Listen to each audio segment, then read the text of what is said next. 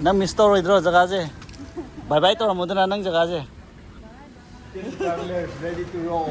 Backpack sila. Kasi gusto ko sabi ko lang yun. lai dana kai do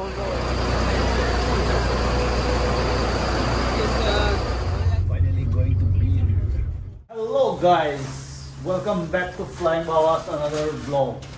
Mayang masidi akoi finally hadoy akoi chika silere Outro ba? last after lore samatram potem ta kaudre PN kay ka di thamam pera. langthong backpackers warning asidagi luggage ama ani ahum mari je akhoi negida thanamani adudai ngasidagi numi humni bawde akhoi sumaina backpackers ai jon ta namase backpackers mai chalani koi taxi la amali ma'am taxi ka hala chalaji let's go si gari macha da luggage mari happy je adi mathakta CNG zoom oiram bage ओ भाई नंग miss तौरोइद्रो जगह से bye bye तौरमुदना नंग जगह से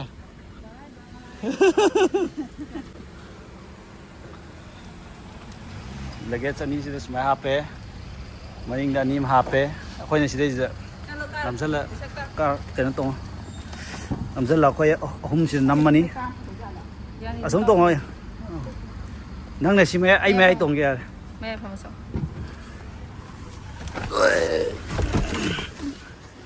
dress तो traveller या माल हैं दक्ते Traveler की पहचान है. नान पोचै थादोखरगा हचांग या बदुमाइना सिजु थानमदि पुंयां यांगनि केन यावरे इसादा बेग अमा देना योरे गाइस फिफ्थ फ्लोर दा लगेज अनि यालो तो का हल बदि हां भाई चाय वाय पिलाओ भाई साइदंग हाक तार लेरगा बस टाइमिंग योकान थोनी अदोई चप्पल अहोमम लेई देवाले चप्पल ले यार let's go finally travellers team travellers ready to roll Backpack sila. Let's go Vaishali market ता कोई साइड कनो येंगो चले चप्पल ओ nya ya ado Mr. DIY da sang Mr. DIY natin. sibudi natre lo kai hong mo chapal yang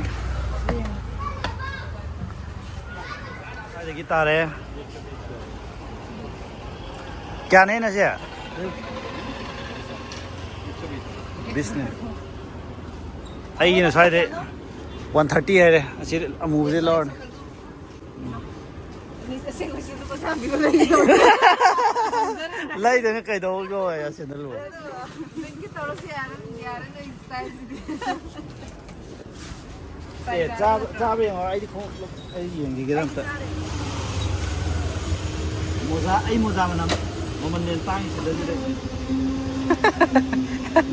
औकात में आ गया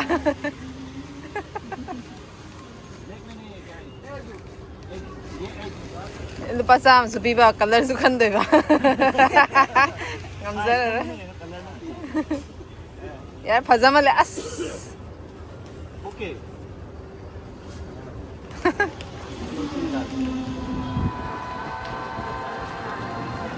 मनिंग दे ngone noi bo maning de tongan birai bo ana yam ngai de guk thoga dong ni wale yam ngai de koi pu yo ji ai traveling ni bo sponsor to wi gi dong ta am cha ba screen go hom da na ko ri to walak chei bus tong ngai da ke ice cream cha de no Choco Bite. What about you, man? Tender coconut. I'll try papaya.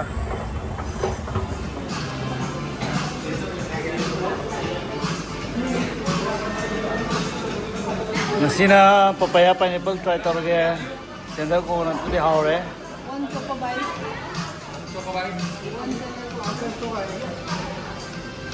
And one papaya pineapple. One papaya pineapple. Cheers.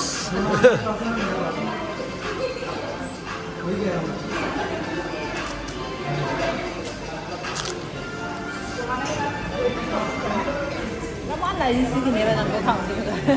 Ako man minyan mo. Ha? Ako minyan mo. Kaya ano? Ako minyan mo. Hindi naman nila.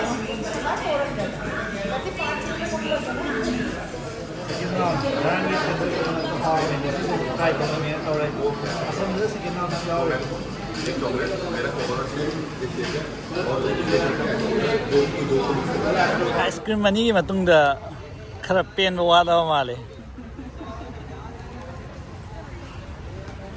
Bus ngai ba koi sai da ngai re. Khai mukle ga chalani bus stop da. Sai da dil na leni ge. Sai ge sangsar jing hai yeng mina ji.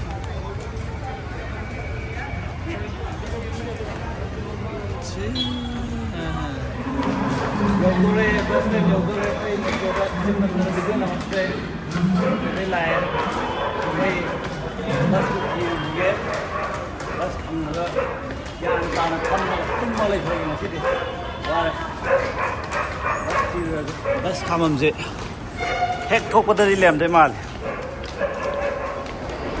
संदे बस में यो में Gite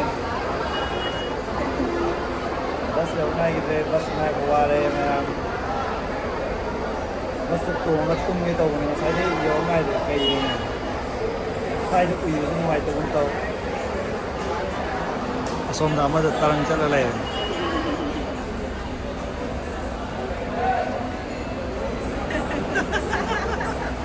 Bus for you sina sina yore. Mayam heavy. Karo. Go. Sin number kang abo 3 ABC.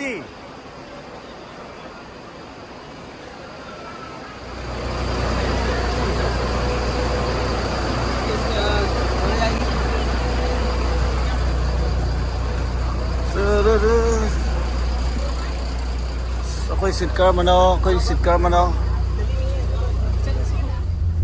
Bus thorok pa nungai bro. Bus tong nungai bro. Finally going to be here.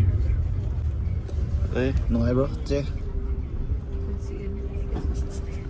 Miri kok si tarang ngam lay. Orang kai khang de no khang de ai last kit washroom man sang am de tong sang hau tre. Ma'am, khai mu ai kung thau ga bus sai da ngat kha me koi dang sa cha na wa. Most famous siwa dhaba da. Ore lokhat lo ge khai. Ado khai de ma de sa wa ma de. Yerum kana phut la ga pula hai ko sa. Khai yerum phut la cha ni. Sai to monda andre le.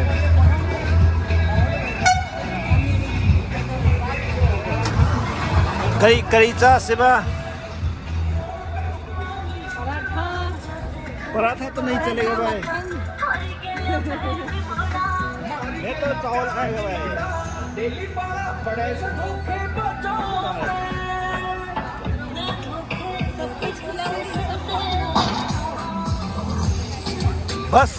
बस थौगे रमदना पुंखाय मुहाय दमीना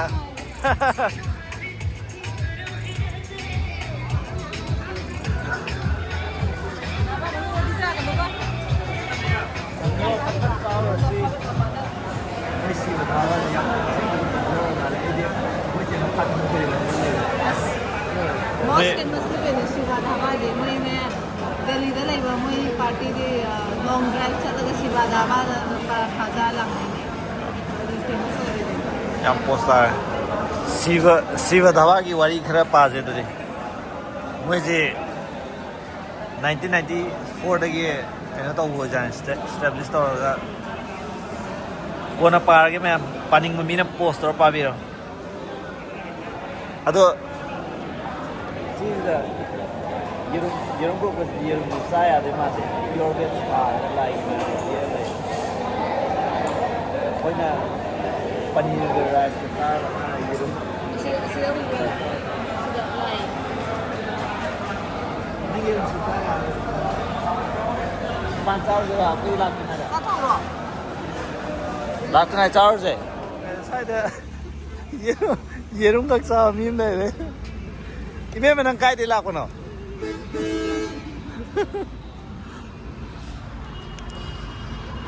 Ôi thấy em món đa ngày lấy xây cái thằng ai pang na paneer cái rice cái ta yang sih paneer ya apa dong? Ama dia sumcar lah, kau nak cakap yang ada.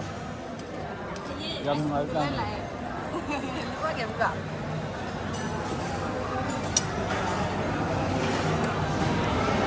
Kau ni lo ni ama ngam deh. Kasi third round na ice cream gisi na. Masih mau magi. Kasi no magi. Hello guys. Bye to Sunjung. Bye tao rồi. Maya mo koi do kaya to ga kung mahumali mo kau ga kaya to kau han bai gari kami. Ado masih kaya to rồi maya. Masih gimana di side video di lesson lagi. Ayang beer the thing na maya. Bye. See you in beer.